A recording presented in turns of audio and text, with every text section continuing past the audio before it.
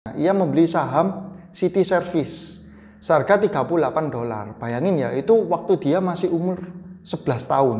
Ia sudah berinvestasi di saham. Halo guys, saya Johan. Ini adalah video pertama saya, dan pada video kali ini saya ingin membagikan kisah inspiratif dari seorang legenda saham, seorang pebisnis yang pernah menjadi salah satu orang terkaya di dunia ya, yang bernama Warren Buffett. Nah, Warren Buffett sendiri mempunyai nama lengkap adalah Warren Edward Buffett. Ia dijuluki oleh banyak orang adalah Wizard of Omaha atau Oracle of Omaha, yang berarti penyihir dari Omaha. Warren Buffett sendiri lahir pada tahun 1930 di Omaha, Nebraska. Ia mempunyai seorang ayah, yaitu yang pekerjaannya sebagai pialang saham atau broker sahamnya. Ibunya bekerja sebagai ibu rumah tangga. Ayah Warren Buffett mengatakan bahwa ia sangat terinspirasi oleh ayahnya, di mana ia sering menemani ayahnya bekerja, dan ayahnya pun lah yang mendidik Warren Buffett untuk berinvestasi. Pada saat kecil, ia pernah membaca suatu buku yang berjudul 1000 Ways to Make $1000. Nah, setelah membaca buku itu, si Buffett kecil ini menceritakan kepada temannya, ia bertaruh bahwa kalau sampai usia 30 tahun, saya belum kaya nih, saya belum jadi miliarder, saya belum jadi seorang milioner, maka saya akan lompat dari gedung tertinggi di Omaha. Sesudah ia membaca buku tersebut. Pada usia 6 tahun, Warren Buffett ini sudah terlihat jiwa bisnisnya ya. Ia membeli 6 botol Coca-Cola senilai 25 cents. Kemudian botol Coca-Cola itu sama dia dijual lagi senilai 30 cents. Jadi dia mendapat keuntungan 5 cents. Selain itu, ia juga berdagang. Ia juga membeli permen karet, juicy fruit, dan juga double mint. Nah, mungkin kalau kita waktu kecil, kita masih ingat kita sering makan ya permen karet itu. Ternyata itu juga pernah menjadi barang dagangan Warren Buffett. Pada usia 11 tahun, Buffett diajak oleh ayahnya pergi ke New York. Ketika diajak ke New York, Buffett sangat ingin pergi ke New York Stock Exchange. New York Stock Exchange ini adalah bursa saham di Amerika. Kalau di Indonesia namanya adalah Bursa Efek Indonesia, BEI. Nah, ketika di sana Buffett pun juga membeli saham untuk pertama kalinya. Ia membeli saham City Service seharga $38. Bayangin ya, itu waktu dia masih umur 11 tahun. Ia sudah berinvestasi di saham. Kemudian saham yang dibelinya itu sama Buffett dijual dengan keuntungan sebesar $6.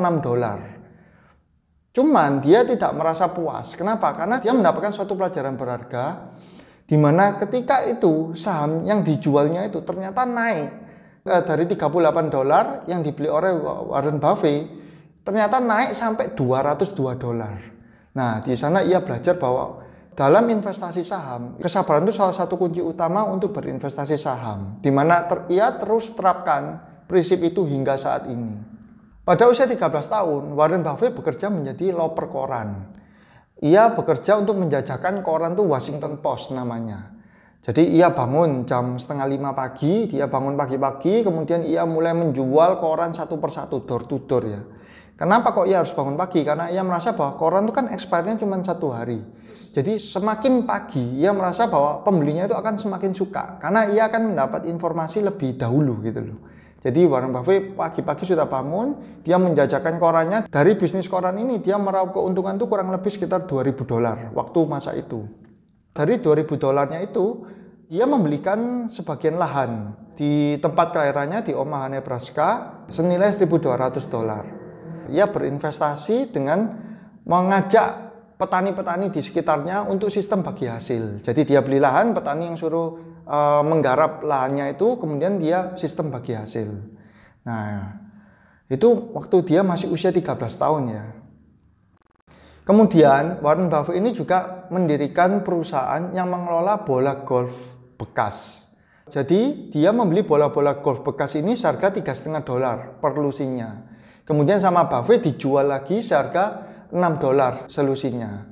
Nah, dia juga mendirikan Buffett Approval Service, yaitu perusahaan yang menjual perangko-perangko untuk kolektor-kolektor perangko di seluruh negaranya waktu itu.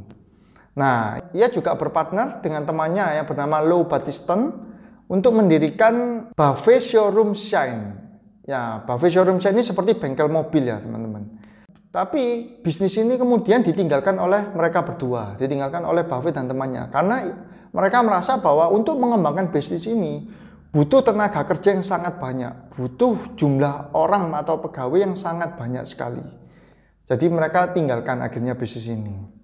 Pada usia 17 tahun, Buffett memikirkan untuk mempunyai bisnis pinball, mesin pinball ya. Jadi kalau teman-teman tahu dulu ada mesin yang ada bolanya, terus kita ada dua kakinya yang bisa kita gerakkan supaya bolanya mantul-mantul. Nah, Buffett memikirkan ide bisnis dari mesin pinball ini. Dia kemudian membeli mesin-mesin pinball bekas dan mengajak temannya bernama Don Danley. Jadi ia mengajak temannya bernama Don Danley, di mana bagian temannya ini adalah disuruh untuk memperbaiki mesin-mesin bekas, mesin-mesin pinball bekas yang dibeli oleh Warren Buffett ini. Setelah diperbaiki, kemudian Warren Buffett pergi ke tempat-tempat potong rambut. Ia menawarkan proposal bisnis ke pemilik tempat potong rambut itu. Ia menawarkan bahwa pemilik tempat itu tidak usah mengeluarkan modal apa-apa. Ia cukup menyediakan space di mana Buffett bisa menaruh mesin pinball itu. Kalau ada customer untuk potong rambutnya yang sedang menunggu, ia akan bermain mesin pinball dan ia memakai sistem bagi hasil antara Warren Buffett dan juga pemilik tempat potong rambut, pemilik barbershopnya itu. Dari mesin-mesin pinball itu yang bermula dari satu tempat, akhirnya mesin-mesin pinball Warren Buffett tersebar hampir di seluruh Washington ya. Kemudian Warren Buffett juga pernah mengambil keuntungan dari pacuan kuda. Jadi suatu saat dia diajak pergi ke tempat pacuan kuda. Nah, namun waktu saat itu dia kan masih di bawah umur ya. Jadi dia tidak boleh membeli nomor untuk berjudi pacuan kuda. Untuk info aja, di Indonesia ini kan tidak boleh judi, tapi di Amerika judi itu legal ya. Jadi kalau sudah mencapai umur tertentu, orang boleh untuk berjudi, dan di sana itu memang dilegalkan. Nah, dia kemudian berpikir bagaimana cara mendapat keuntungan dari pacuan kuda ini, dari tempat pacuan kuda. Dia akhirnya kemudian dia mengamati dan dia menyadari bahwa banyak orang-orang yang berjudi pacuan kuda ini hanya melihat dari TV saja. Jadi dia hanya mengetahui peraturannya bahwa yang menang judi itu hanya yang juara 1. Sedangkan yang juara 2 dan juara 3 itu tiketnya itu dibuangin. Nah, jadi Warren Buffett itu ke sana, dia sambil memunguti satu persatu tiket-tiket undian itu yang dibuangin sama orang-orang tersebut gitu loh. Kemudian kalau ada tiket-tiket itu yang menang, yang juara 2, juara 3, dia suruh bibinya untuk menukarkan hadiahnya. Kemudian dia berpikir lagi, oh iya, banyak orang-orang di sini itu yang butuh analisa pacuan kuda. Jadi dia membuat analisa dari data-data pacuan kuda yang sudah pernah terjadi, kuda-kuda mana aja sih yang kemungkinan potensi itu menang. Dia bikin report dan dia jual ke orang-orang yang akan berjudi senilai 25 sen per reportnya itu. Dia sampai menamakan reportnya itu adalah Stable Boy Selection. Nah, jadi orang-orang ketika mau berjudi bisa membaca report dari Warren Buffett hanya dengan membayar 25 sen. Hebat sekali ya, itu masih anak muda, masih kecil sekali, tapi dia sudah bisa berpikir seperti itu. Ketika lulus SMA, Warren Buffett ini nggak mau melanjutkan ke kuliah. Tapi ayahnya itu memaksa. Akhirnya Warren Buffett pergi ke suatu kuliah yang di luar kota ya, yang bukan di tempatnya. Dan hanya 2 tahun saja dia akhirnya tidak lulus. Dia pulang ke Omaha, waktu ditanya oleh orang tuanya, kenapa kok kamu nggak lulus? Kenapa kok kamu nggak mau melanjutkan kuliah? Dia berkata bahwa profesor yang mengajar di tempat kuliahnya itu nggak lebih pintar dari dia. Jadi dia merasa bahwa dia ini lebih pintar loh dari profesor yang ngajar. Jadi buat apa dia kuliah? Akhirnya dia nggak kuliah. Tapi ayahnya kan terus menyuruh Buffett ini untuk kuliah. Dan akhirnya dia mengambil kuliah di universitas yang ada di tempatnya di Omaha sana, dan dia lulus dalam waktu 3 tahun. Sesudah itu si Buffett ini ia juga pernah apply kuliah di Harvard namun ditolak ya. Jadi Warren Buffett ini pernah apply kuliah di Harvard tapi ditolak karena dianggap masih terlalu muda. Nah, kemudian Warren Buffett ini membaca suatu buku yang bernama Intelligent Investor. Nah, ketika ia sesudah membaca buku itu dia sangat terkagum-kagum ya, dan dia mencari tahu tentang si pengarang ini, yaitu yang bernama Benjamin Graham. Dia menyadari bahwa Benjamin ini adalah seorang dosen, seorang pengajar di Universitas Columbia. Nah, akhirnya dia berangkat ke tempat di mana Benjamin Graham ini mengajar. Sambil kuliah, Warren Buffett ini tetap menjalankan seluruh bisnis-bisnis yang sudah dia rintis ya teman-teman. Nah, Buffett ini mempelajari investasi bergaya fundamental itu dari Benjamin Graham ini. Bahkan di kelas Benjamin Graham ini, Warren Buffett itu menjadi satu-satunya murid yang mendapat nilai A+. Tidak ada murid lainnya itu yang bisa dapat nilai A+ selain si Warren Buffett ini. Dia menyadari dalam berinvestasi secara fundamental, dia harus membeli aset-aset atau saham-saham yang mempunyai harga itu lebih rendah daripada nilai aslinya. Nah, contoh gampangnya seperti ini. Misalkan kita tahu rumah, kalau di Surabaya itu yang terkenal kan di daerah Pakuwon ya misalkan. Rumah di Pakuwon pasarannya 2M. Tapi ada orang yang jual harganya itu cuma 1M, katakanlah dia butuh uang BU nih. Nah, artinya rumah di Pakuwon ini punya value 2M, tapi dijual dengan harga 1M. Nah, prinsip berinvestasi seperti inilah yang dipakai oleh Warren Buffett. Jadi dia melihat value yang tinggi dengan harga sekarang itu yang rendah. Dia mencari perusahaan-perusahaan seperti itu, dan juga dia mencari yang perusahaan ini yang prospek bisnisnya ini masih maju. Jadi bukan hanya harganya yang dinilai, bukan hanya value-nya, tapi juga prospek bisnisnya yang dia lihat. Dia mempelajari semua itu dari Benjamin Graham ini. Dan ia juga sangat suka berinvestasi dengan jangka waktu yang sangat panjang ya teman-teman. Nah, sesudah ia lulus kuliah, ia ingin bekerja di Wall Street. Tapi ayahnya dan juga si Benjamin Graham ini tidak menyetujuinya. Akhirnya Warren Buffett pulang kembali ke Omaha dan ia bekerja di perusahaan tempat ayahnya itu bekerja. Buffett juga menyadari bahwa kekurangan yang ia miliki itu adalah ia itu seorang introvert. Ia seorang pendiam, pemalu. Dan ia susah untuk berkomunikasi dengan baik dengan orang lain. Akhirnya ia mengambil suatu kursus tentang public speaking, di mana ia bisa berbicara di depan umum. Ia mengambil kursus public speaking ke Dale Carnegie. Nah, Dale Carnegie ini mungkin kita kenal ya, lewat bukunya yang berjudul How to Win Friends and Influence People. Ia seorang motivator terkenal, juga seorang pengarang buku bestseller. Buffett juga mengungkapkan bahwa kursus Dale Carnegie ini adalah salah satu investasi pengembangan diri terbaik yang pernah diambil olehnya. Pada tahun 1952, Buffett menikah dengan istrinya yaitu Susan. Nah, ada suatu kisah menarik antara kisah asmara dari Warren Buffett ini, di mana ia berselingkuh ya, kemudian ketahuan oleh istrinya. Dan akhirnya istrinya pun juga karena sakit hati, istrinya pun berselingkuh. Dan akhirnya istrinya meninggalkan Warren Buffett pada tahun 1977 untuk mengejar karir menyanyinya juga. Nah, lucunya waktu sebelum istrinya meninggalkan Warren Buffett, istrinya ini mengontak temannya yaitu Astrid. Nah, Astrid ini disuruh untuk menjaga Warren Buffett yang sendirian lah. Tapi pada akhirnya justru Warren Buffett ini menikah dengan Astrid. Tapi Warren Buffett itu menikah dengan Astrid sesudah istrinya yang pertama yaitu Susan ini meninggal dunia.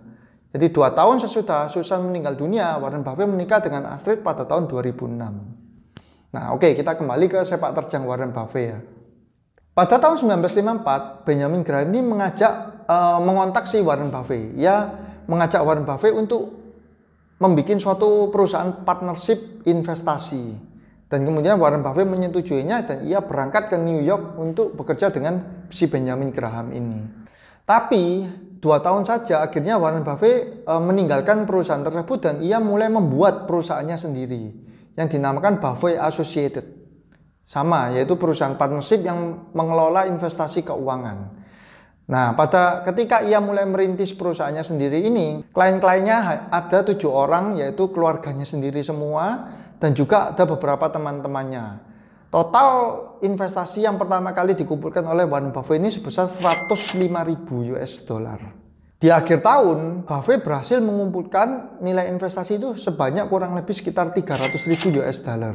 Melalui perusahaan ini, Buffett kemudian mulai mengeluarkan keahliannya untuk berinvestasi ya. Hingga pada tahun 1962, total nilai investasi Buffett ini mencapai 7,2 juta dolar. Jadi dari semula yang 105.000 hingga mencapai 7,2 juta dolar. Kemudian dia menerapkan sistem investasi minimum itu sebesar 100.000 dolar. Jika orang ingin berinvestasi ke dia, minimal investasinya itu sebesar 100.000 dolar. Ia kemudian pada tahun 1962 ini menggabungkan seluruh perusahaan-perusahaan investasinya menjadi satu dengan satu nama yaitu Buffett Partnership. Dan perusahaan investasi ini sangat berkembang hingga pada tahun 1966 Total nilai investasinya menjadi 44 juta US dollar ya. Peningkatannya sangat signifikan sekali. Ketika menyentuh angka ini, Buffett menyetop semua investasi baru.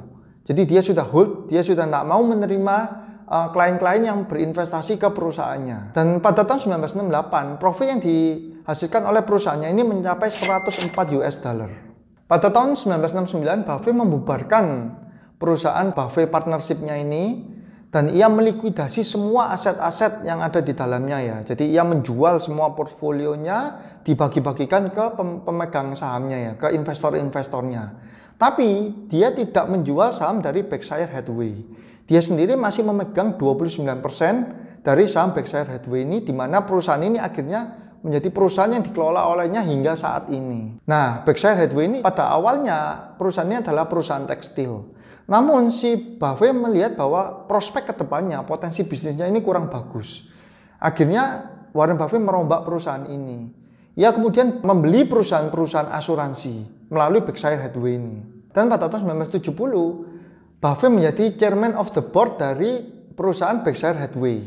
Ia juga setiap tahun menulis surat-surat tahunan ya untuk pemegang saham, untuk investor yang disebarluaskan secara umum. Kita juga bisa mendownloadnya. Kalau teman-teman mau baca, teman-teman bisa search ya di Google dengan kode dengan kata kunci Buffett Annual Letter. Nanti di situ akan keluar linknya. Kita bisa mendownload semua surat-surat yang dikeluarkan Buffett dari tahun, kalau nggak salah dari tahun 77 ya, 1977 sampai 2019 kemarin. Itu kita bisa lihat satu persatu. Perusahaan Berkshire sendiri ini pun melakukan investasi yang terbesar itu pada tahun 1971. Di mana perusahaan Berkshire membeli perusahaan permen yang bernama See's Candy senilai 25 juta US dollar. Nilai saham dari Berkshire sendiri pun melesat dari 20 dolar per share per lembar sahamnya menjadi 95 dolar per lembar sahamnya. Itu hanya dalam kurun waktu 10 tahun ya.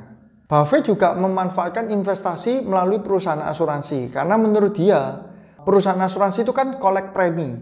Dia mendapatkan premi dari nasabah yang membayar. Tapi semua premi ini tidak langsung dikeluarkan dalam bentuk klaim kan. Banyak dana-dana tersisa yang mengendap di perusahaan asuransi. Nah, dana-dana yang mengendap ini sama Buffett dinamakan free fund. Dana nganggur lah istilahnya. Jadi dari mengelola free cash itu, Buffett mendapatkan banyak sekali keuntungan-keuntungan investasi. Pada akhir tahun 70-an, saham Berkshire ini melejit ya, menjadi 290 dolar per lembar sahamnya. Dan kekayaan Warren Buffett ini juga melejit menjadi 140 juta US dollar.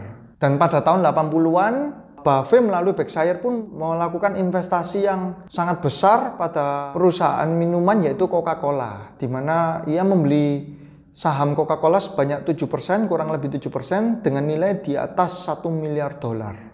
Nah, pada tahun 90-an itu, Buffett sempat dikritik karena ia tidak mau berinvestasi pada saham-saham perusahaan .com. Nah, saat itu kan era-era teknologi ya. Perusahaan-perusahaan .com itu saham-sahamnya itu naik gila-gilaan. Tapi Buffett tidak mau berinvestasi sama sekali pada perusahaan .com. Nah, ia mempunyai prinsip bahwa ia tidak akan berinvestasi jika ia tidak menguasai perusahaan yang diinvestasikan olehnya. Waktu itu ia pun tidak terlalu mengerti ya tentang teknologi, tentang .com ini. Jadi dia tidak mau berinvestasi di sana. Nah, ternyata benar apa prediksi Buffett bahwa saham-saham .com ini mengalami bubbling. Bubble itu jadi harganya sudah naik terlalu tinggi. Bubble itu kan gelembung ya. Jadi ketika harganya sudah naik terlalu tinggi akan meletus sehingga harganya pun nanti akan rontok. Ternyata prediksi Buffett ini benar. Ketika harga saham-saham .com itu rontok, ia tidak memiliki portfolionya dan saham-saham yang dimiliki oleh Buffett ini malah naik waktu itu. Nah, pada tahun 2000-an dunia mengalami krisis finansial. Begitu juga Warren Buffett pada tahun 2008 ia melakukan suatu investasi yang sangat besar di mana ia kembali dikritik karena ia membeli dalam jumlah besar itu perusahaan Goldman Sachs dan juga General Electric. Tetapi 5 tahun sesudah ia membeli saham ini, ada dilaporkan bahwa profit yang dihasilkan Warren Buffett dari investasinya di tahun 2008 itu mencapai lebih dari 10 miliar dolar. Di situ jadi orang-orang yang mengkritiknya akhirnya bungkam kembali ya, karena ia melihat bahwa Warren Buffett ini ternyata kebijakan investasinya itu benar. Investasinya tepat sekali. Nah, Warren Buffett ini selain dikenal sebagai seorang yang hebat dalam berinvestasi, ia juga seorang filantropis. Artinya ia suka dengan menyumbang, ia suka memberi, dan ia bersama dengan teman baiknya yaitu Bill Gates ya. Ia sangat sering sekali menyumbang lewat Bill and Melinda Gates Foundation. Jadi yayasan yang untuk menyumbang, yayasan sosial ya. Buffett sendiri juga hidup sederhana. Hingga saat ini ia masih meninggali rumah yang dibelinya waktu tahun 1950 ya. Ia juga nggak suka dengan mobil-mobil sport, mobil-mobil kayak Ferrari, Lamborghini, ia tidak punya. Bahkan ia masih memakai mobil yang sangat sederhana. Untuk level dia ya, sangat sederhana. Dan dia paling suka dengan merek Cadillac, mobil sedan kuno itu. Kalau nggak salah, itu mobilnya itu masih tahun 2014. Masih lama sekali. Nah, dari kisah Buffett ini kita bisa mempelajari bagaimana ia dari kecil itu sudah memikirkan untuk berinvestasi. Ia dari kecil sudah memikirkan bagaimana untuk berbisnis ya. Selain itu kita juga bisa mempelajari kesederhanaannya dia. Dia hidup juga sederhana dan mungkin itu menjadi salah satu kunci kesuksesannya dia ya. Kalau saya membayangkan sih mungkin kalau Warren Buffett ada duit sedikit dia langsung investasi. Ada duit sedikit dia langsung investasi. Nah, kalau di sini kan banyak orang-orang yang ada duit dipakai untuk beli baju, beli apa. Kalau Warren Buffett ini mungkin pola pikirnya ada uang lebih, dia akan investasi. Atau uang lebih akan investasi seperti itu terus. Selain itu dia juga sangat suka sekali untuk belajar ya. Terbukti bahwa untuk bidang pekerjaannya keuangan pun dia mau loh belajar public speaking. Yang dimana mungkin nggak terlalu kelihatan korelasinya ya antara public speaking dan mempelajari laporan keuangan, ya kan, mempelajari kinerja perusahaan. Itu kan sebenarnya mempelajari laporan keuangan, mempelajari kinerja perusahaan sebenarnya kan nggak perlu public speaking juga bisa dilakukan. Tapi Warren Buffett mau untuk belajar seperti itu. Nah, kisah hidup Warren Buffett ini sangat menginspirasi banyak orang dan banyak orang juga yang memakai cara berinvestasi ala Warren Buffett ini. Jadi buy and hold ya. Ia membeli suatu saham dengan fundamental yang sangat baik, kemudian dibiarkan dan harganya akan terus naik. Banyak orang yang memakai investasi ala Warren Buffett ini. Atau mungkin kalau kita di dunia keuangan lebih mengenalnya dengan istilah value investing ya. Investasi berdasarkan nilai dari perusahaan tersebut. Nah, cukup sekian kisah inspiratif dari Warren Buffett ini. Kalau teman-teman merasa mendapatkan sesuatu, teman-teman bisa like dan subscribe channel ini. Dan jangan lupa untuk klik notifikasi loncengnya ya. Untuk notifikasi jika saya ada upload video-video yang terbaru. See you guys. Dan akhirnya dia berangkat dari Omaha dia berangkat ke Warren Buffett itu menjadi sesudah lulus kuliah yaitu Buffett 2000 years later.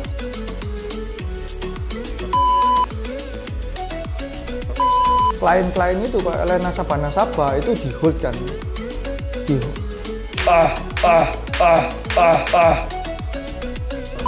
Apa yang ngomongnya?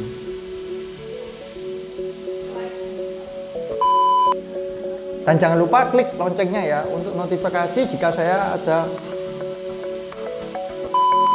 See you guys. Bener.